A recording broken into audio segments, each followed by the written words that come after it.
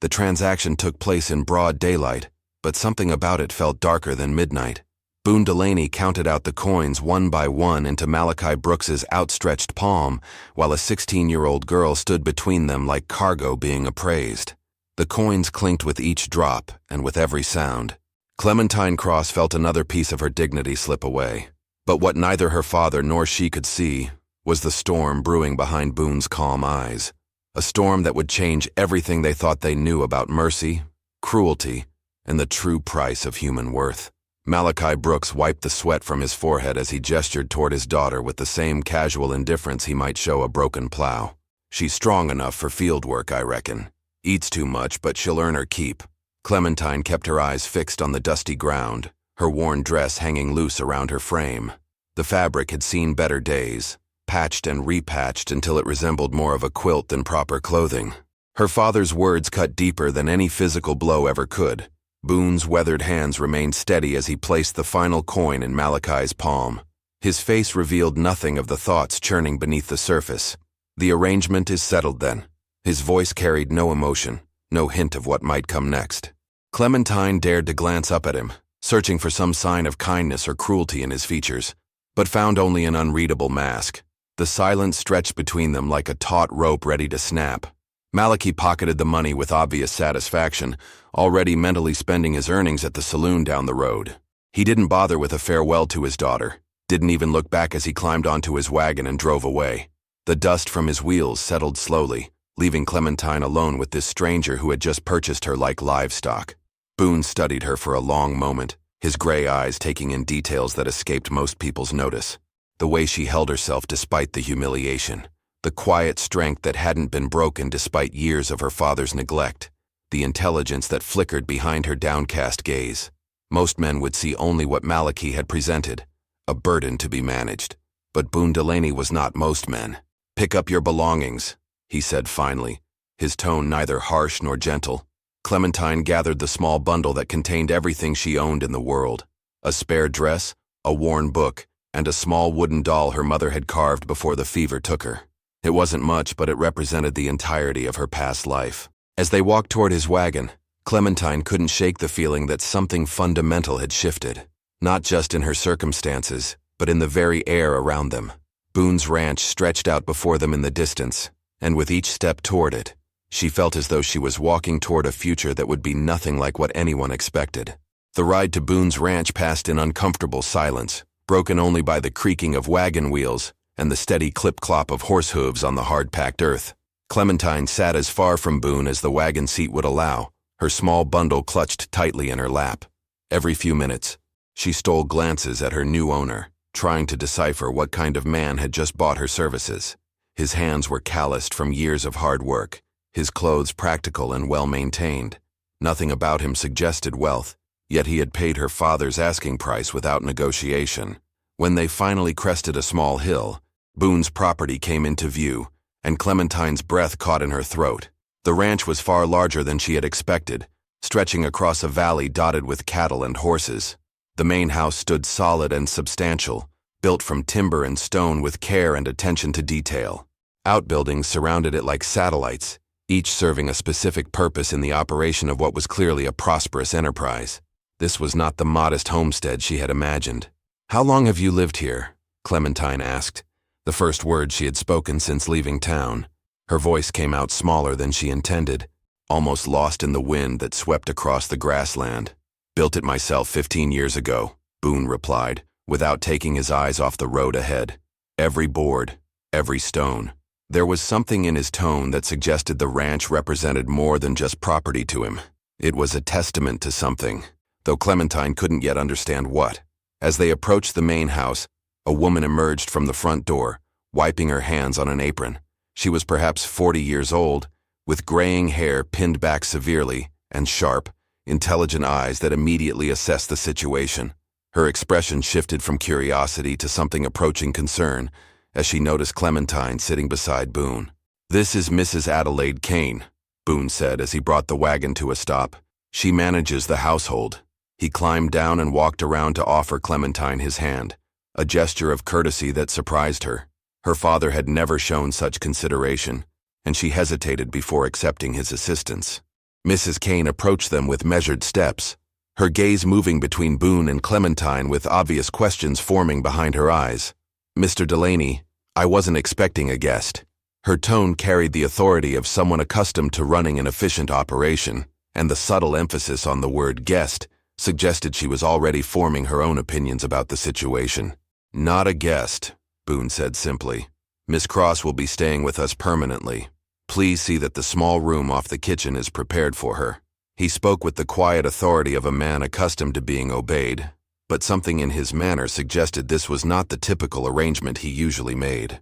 Mrs. Kane's expression tightened almost imperceptibly.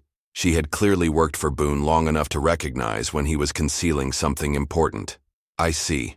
And what will be Miss Cross's duties here?" The question hung in the air with pointed significance. But before Boone could answer, the sound of approaching horses caught their attention. 3 riders were coming up the main road at a steady pace, their faces grim with purpose. Clementine felt her stomach tighten with instinctive fear. In her experience, unexpected visitors rarely brought good news, and the rigid set of Boone's shoulders suggested he shared her apprehension about what these men might want. The 3 riders drew closer, and Clementine could make out their faces clearly now. The man in the lead wore a badge that caught the afternoon sunlight, his stern features set in the kind of expression that suggested official business. Behind him rode 2 younger men, their hands resting casually near their weapons in a way that made Mrs. Kane step protectively closer to Clementine. "Sheriff Morrison," Boone said as the men brought their horses to a halt near the wagon. His voice remained steady, but Clementine noticed how his posture had shifted, becoming more guarded. "What brings you out my way?" Sheriff Morrison dismounted with the slow, deliberate movements of a man who had dealt with too many unpleasant situations to rush into anything. His eyes swept over the scene, taking in Clementine's presence with obvious interest. "Got a report from town about some unusual business conducted today. Seems Malachi Brooks was flashing around more money than he's seen in years." The words hung in the air like an accusation waiting to be proven. Clementine felt her cheeks burn with shame as she realized what the sheriff was implying. Her own father had likely spent the afternoon bragging about the transaction, probably while buying drinks for anyone willing to listen to his story. "Malachi's financial affairs are his own concern," Boone replied evenly. "As are mine," but something in his tone suggested he had expected this confrontation. The sheriff's arrival was not the surprise it appeared to be. Sheriff Morrison's gaze settled on Clementine with uncomfortable intensity. "Miss, are you here of your own free will?" The question was direct and carried the weight of legal authority behind it. Clementine found herself caught between truth and loyalty to a man who had just freed her from her father's cruelty, even if his methods were unconventional. "I am," she answered quietly, though the words felt strange on her tongue. Was she really here by choice, or had circumstances simply left her with no alternatives? The distinction seemed important, but the answer wasn't as clear as the sheriff needed it to be. One of the younger deputies shifted in his saddle, his hand moving closer to his weapon. "Sheriff, maybe we should take the girl back to town. Let the territorial judge sort this out proper." His suggestion carried an underlying threat that made Boone's jaw tighten visibly. Mrs. Kane stepped forward then, her voice cutting through the tension with surprising authority. "Gentlemen, this young lady is clearly exhausted from her journey. Perhaps this discussion would be better continued after she's had a chance to rest and refresh herself." It was a diplomatic suggestion, but one that also bought them precious time. Sheriff Morrison studied the group for a long moment, weighing his options. The law in these territories was often more about practical solutions than strict adherence to procedures written by men who had never faced the harsh realities of frontier life. Finally, he nodded slowly. "We'll be back tomorrow morning to speak with Miss Cross again. I trust she'll still be here." As the lawman rode away, Clementine realized that whatever safety she had hoped to find at Boone's ranch might be far more fragile than she had dared to imagine. The sheriff's warning echoed in her mind, and she couldn't shake the feeling that tomorrow would bring consequences none of them were prepared to face. The evening meal passed in strained silence around Boone's modest kitchen table. Mrs. Kane had prepared a hearty stew that filled the small room with warmth and the comforting aroma of herbs, but none of them seemed to have much appetite. Clementine pushed the food around her plate, acutely aware that every bite she took might be seen as evidence of the transaction that had brought her here. "You need to eat," Mrs. Kane said gently, her earlier stern demeanor softening as she watched the girl struggle with her thoughts. "Whatever tomorrow brings, you'll face it better with strength." There was kindness in her voice, but also a worried undertone that suggested she understood the gravity of their situation better than she was letting on. Boone sat across from them, his own meal largely untouched. His calloused fingers drummed silently against the wooden table as he stared out the window toward the road where the sheriff had disappeared hours earlier. "Adelaide," he said finally, using Mrs. Kane's first name in a way that revealed their relationship was more complex than that of a simple employer and housekeeper. "Take Clementine to the back room. Show her where everything is." Mrs. Kane nodded and rose from the table, but her movements were careful, deliberate. "Come along, dear. Your room is just through here." She led Clementine down a short hallway to a small but comfortable space that had clearly been prepared with care. Clean linens covered a narrow bed, and a wash basin sat on a simple wooden stand beneath a mirror that reflected more light than the small window provided. "Mrs. Kane," Clementine began hesitantly, then stopped. She wasn't sure how to voice the questions that had been building in her mind throughout the day. The woman waited patiently, her expression encouraging, but guarded. "You can call me Adelaide when we're alone," she said softly, "and you can speak freely. I suspect you have concerns about your situation here." The invitation was genuine, but Clementine could sense the careful boundaries that still existed between them. "Is Mr. Delaney—" Clementine struggled to find the right words. "Is he a good man?"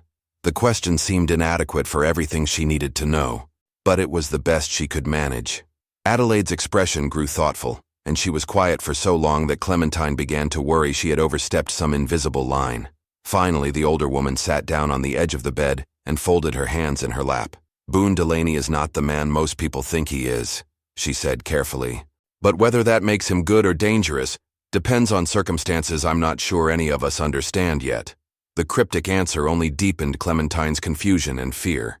She had hoped for reassurance, for some indication that her instincts about Boone's character were correct.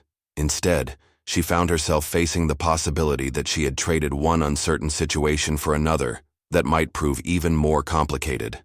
A soft knock on the doorframe interrupted her spiraling thoughts. Boone stood there, his tall frame filling the narrow opening. His expression was serious, but not unkind as he looked between the two women. "Clementine, we need to talk about tomorrow, about what you'll say to the sheriff." His words carried an urgency that made her stomach tighten with renewed anxiety.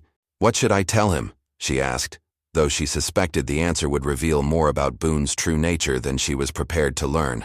Boone stepped fully into the room, his presence seeming to fill the small space completely. Adelaide remained seated on the bed beside Clementine, but her posture had shifted subtly, becoming more protective. The tension between the two adults was palpable, suggesting conversations and disagreements that had taken place outside of Clementine's hearing. "The truth," Boone said simply, answering her question about what to tell the sheriff. "But not all of it." He moved to the window and peered out into the gathering darkness, his shoulders tense with anticipation. "Tell him your father needed money for debts, and that I offered you employment in exchange for settling those debts. Tell him you chose to come here rather than see your father lose everything he owned." Clementine felt a chill run down her spine. "But that's not what happened. He sold me, and we all know it." The words tasted bitter as she spoke them, but they represented the harsh reality of her situation. "What happened and what the law can prove are two different things," Adelaide said quietly. Her voice carried the weight of experience with legal matters that most frontier women never acquired. In the territories, arrangements like this exist in gray areas that sheriffs prefer not to examine too closely, provided everyone involved claims to be satisfied with the outcome. Boone turned from the window, his gray eyes intense as they fixed on Clementine's face.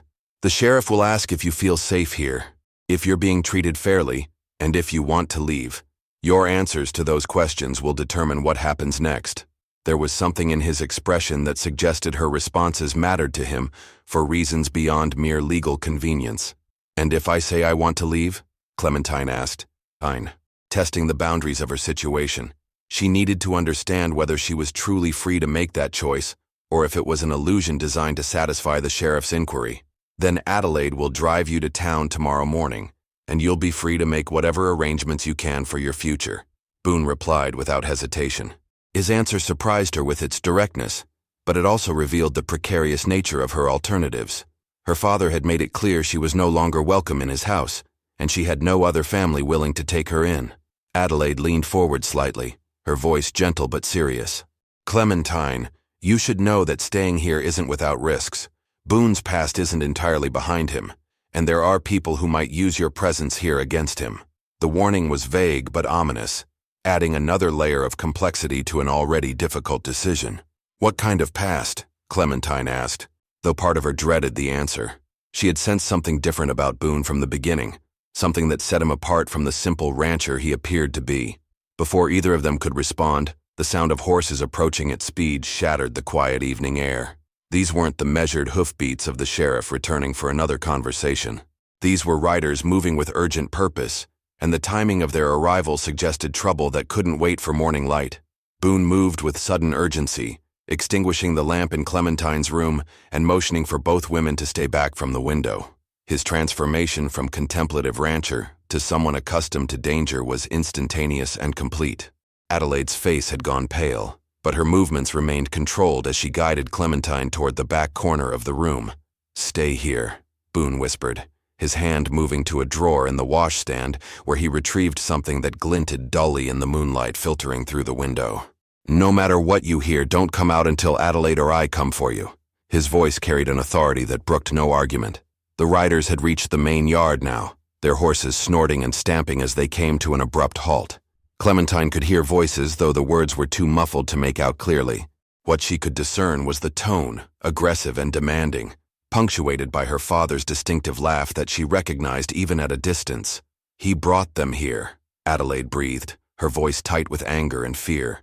"Malachi brought them here." The revelation hit Clementine like a physical blow. Her father had not only sold her, but had apparently led others to Boone's ranch for reasons she couldn't yet fathom. Through the thin walls, they could hear Boone's voice as he stepped out onto the front porch, steady and calm, despite the circumstances. "Evening, gentlemen. It's rather late for a social call." His words carried a subtle challenge, but one wrapped in the courtesy that frontier hospitality demanded.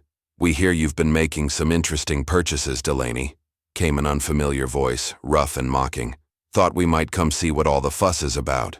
There was something in the tone that made Clementine's skin crawl, a predatory quality that spoke of men who took what they wanted without regard for consequences. Malachi's voice rose above the others, slurred with alcohol but unmistakably boastful. "Told you boys he had money hidden away somewhere. Man doesn't pay in gold coins unless he's got plenty more where that came from." The betrayal in his words was complete and devastating. He had not only sold his daughter, but had used the transaction to expose Boone to whatever danger these men represented. Adelaide's hand found Clementine's shoulder, squeezing gently in a gesture of comfort that did little to ease the growing terror in the girl's chest. "Your father is a fool," she whispered, her voice filled with contempt. "He has no idea what he's done." The conversation outside was growing more heated, though Boone's responses remained measured and controlled. Clementine could hear movement now, the sound of men dismounting and spreading out around the house. These weren't casual visitors making demands. They were positioning themselves for something more serious. "Adelaide," Clementine whispered desperately, "what aren't you telling me about Mr. Delaney? What is it that my father doesn't understand?" The older woman's face was strained in the dim light, torn between loyalty to Boone and concern for the girl who had been thrust into circumstances beyond her comprehension. "Before he was a rancher," Adelaide said quietly, "Boone was other things, things that made him enemies who never forget." Her words were interrupted by the sharp sound of breaking glass from the front of the house, followed by Boone's voice, no longer calm but carrying a dangerous edge that promised violence was only moments away. The sound of splintering wood echoed through the house as the front door was forced open. Heavy boots thundered across the wooden floors, accompanied by rough voices demanding to know where Boone kept his money. Adelaide pulled Clementine deeper into the shadows of the small room, her breathing shallow and controlled despite the chaos erupting around them. "Search every room," barked the leader's voice from the main area of the house. "Malachi says he's got a strongbox hidden somewhere, probably full of gold from his previous ventures." The words confirmed Clementine's worst fears about her father's betrayal, but they also revealed something else. These men knew about Boone's past, whatever that might be. Footsteps approached their hallway, and Adelaide pressed her finger to her lips, warning Clementine to remain absolutely silent. The girl could hear her own heartbeat thundering in her ears as a shadow passed by the doorframe. One of the intruders paused, seeming to sense their presence, but after a tense moment, continued toward the back of the house. From the front room came the crash of furniture being overturned and the sharp sound of dishes breaking as the men conducted their violent search. Boone's voice cut through the destruction, cold and steady. "You're making a mistake that will cost you more than any gold you might find here." There was something in his tone that made even the intruders pause momentarily in their ransacking. "The only mistake was trusting that drunk to keep his mouth shut," the leader replied, but his voice had lost some of its earlier confidence. "Where is it, Delaney? We know you didn't spend 15 years building this place on a rancher's earnings." Adelaide's grip on Clementine's arm tightened as they heard approaching footsteps again. This time, the searcher stopped directly outside their door. The handle turned slowly, and Clementine held her breath as the door creaked open. A bearded man peered into the darkness, his eyes struggling to adjust to the dim light. "Found something," he called out, stepping into the room. His gaze fell on the two women huddled in the corner, and a cruel smile spread across his weathered face. "Looks like we got ourselves some leverage." He reached for Clementine's arm, but Adelaide moved between them with surprising speed. "Leave her alone," Adelaide said firmly, her voice carrying an authority that gave the man pause. "She's nothing to do with this." "Maybe not," the intruder replied, "but she's something to him, and that makes her useful." He grabbed Adelaide's wrist and pulled her aside, reaching again for Clementine. The girl pressed herself against the wall, terror making her movements clumsy and ineffective. But before the man could lay hands on her, a new sound filled the air, the distinctive crack of rifle fire from outside the house, followed by shouts of alarm from the remaining intruders. The man in their room froze, his head turning toward the source of the gunfire. Whatever was happening outside had changed the situation dramatically, and the confidence that had driven these men to attack Boone's ranch was beginning to crumble in the face of unexpected resistance. The rifle fire had come from Sheriff Morrison and his deputies, who had returned under cover of darkness after witnessing Malachi's drunken boasting in town. The lawmen had positioned themselves around the property, waiting for the perfect moment to intervene. The intruders found themselves caught between Boone's defensive position inside the house and the sheriff's men outside, their planned robbery turning into a trap. "Drop your weapons and come out with your hands visible," Sheriff Morrison's voice boomed across the yard. The authority in his command was unmistakable, backed by the legal power of his office and the tactical advantage his men now held. The bearded man in Clementine's room cursed under his breath, releasing his grip on Adelaide and backing toward the window. His earlier confidence had evaporated completely as he realized their situation had become untenable. "This ain't over, Delaney," he shouted toward the front of the house, but his words carried the hollow ring of a defeated man making empty threats. Within minutes, the chaos had ended. The surviving intruders were led away in chains, while Malachi Brooks found himself facing charges for his role in orchestrating the attack. His greed and loose tongue had not only endangered his daughter, but had revealed his complete lack of understanding about the forces he had set in motion. As dawn broke over the ranch, Clementine sat on the front porch with Adelaide, watching the last of the sheriff's men ride away. The events of the night had left her shaken, but also strangely clear about her situation. Boone emerged from the house, his clothes torn and a cut above his left eye, but otherwise unharmed. "The sheriff wants to speak with you about last night," he said to Clementine, settling onto the porch step beside them. "But first, I owe you an explanation about why those men came here." Adelaide nodded encouragingly, and Boone continued. "Before I came to this territory, I worked for a mining company that transported gold shipments across dangerous country. I saved my earnings and invested wisely, but some people assumed I had stolen what I earned honestly. Last night proved that reputation can be more dangerous than poverty." Clementine absorbed this information, understanding finally why Adelaide had warned her about Boone's past. "And the arrangement with my father? What was that really about?" Boone's expression softened, revealing a gentleness that had been hidden beneath his careful reserve. "I saw how he treated you, and I remembered what it felt like to be considered worthless by the people who should have protected me. I thought you deserved a chance to prove your own worth." Away from his influence. When Sheriff Morrison returned that afternoon, Clementine gave her statement with confidence and clarity.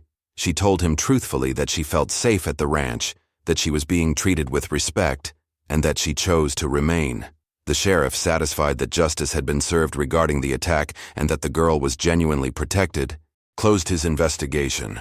Months later, Clementine had found her place at the ranch, helping Adelaide manage the household and learning skills that gave her independence and purpose. Boone proved to be a patient teacher and fair employer, never once treating her as anything less than a valued member of their small community. Her father's attempt to profit from her misery had inadvertently delivered her to the security and dignity she had always deserved. The transaction that had begun in shame and desperation had transformed into something neither Malachi nor the attackers could have imagined. A genuine home where worth was measured not in gold coins, but in character, loyalty, and the simple human decency that Clementine had finally found. If you enjoyed this story, click the video on your screen now to watch another unforgettable tale from the frontier, where justice and redemption meet in ways that will surprise you. Don't forget to subscribe and consider a super chat to help us keep bringing you stories like these. Your support means everything to us.